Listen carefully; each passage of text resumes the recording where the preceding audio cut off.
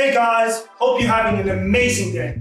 So for today's recipe, I want to share with you my recipe of panna cotta. Panna cotta is a super simple and easy dessert, but it's absolutely delicious.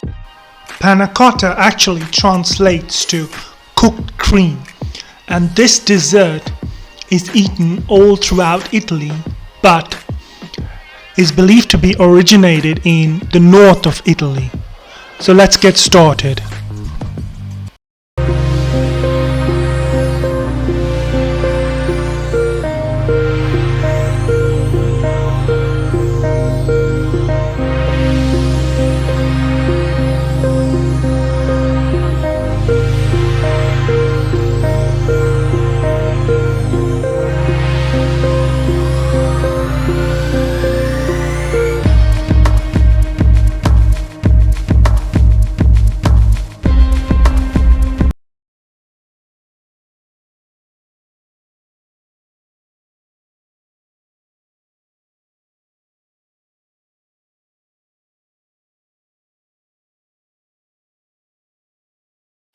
In a pot or a pan, add the cream,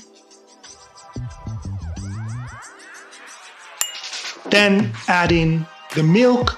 Now I'm adding milk because it helps with the texture, but generally in Italy they add only cream. So this is optional, you could go only cream or milk and cream. Then the sugar, vanilla extract, you could also use almond or any other kind of extract.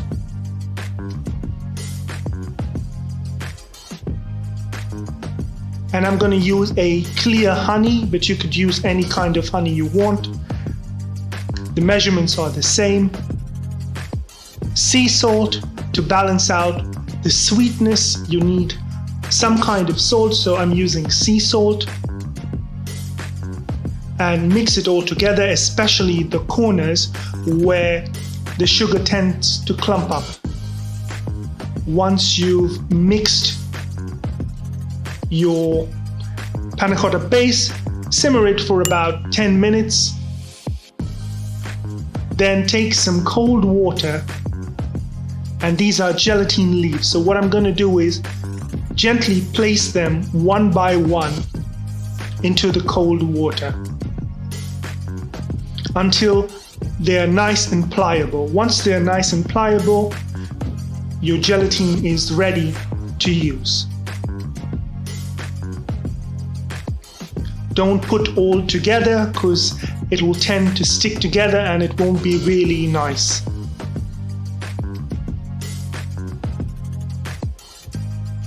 Add your gelatin in, give it a nice mix, and simmer for another 5 minutes on a low heat. Turn off your heat and add in your creme fraiche. You could also use mascarpone or any kind of other cream cheese. This also helps with a nice texture for the panna cotta. Now choose any mold you want and pour in your panna cotta into the fridge for about 4 hours. After 4 hours, your panna cotta is ready to go. I'm going to top it off with some salted caramel and some candied almond. Now you could top it off with whatever you want, some berries, some mango, some peaches, some citrus.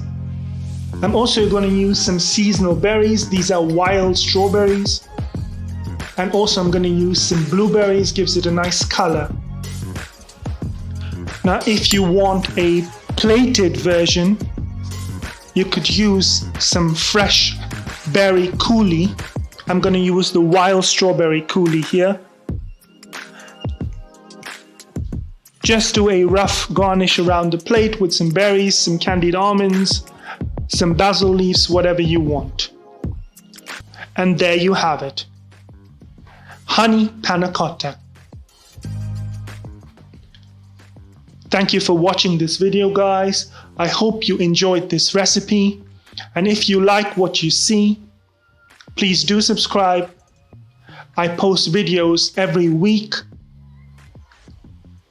I'm gonna go ahead and enjoy my panna cotta. The texture is super creamy, as you see. Till next time, buon appetito.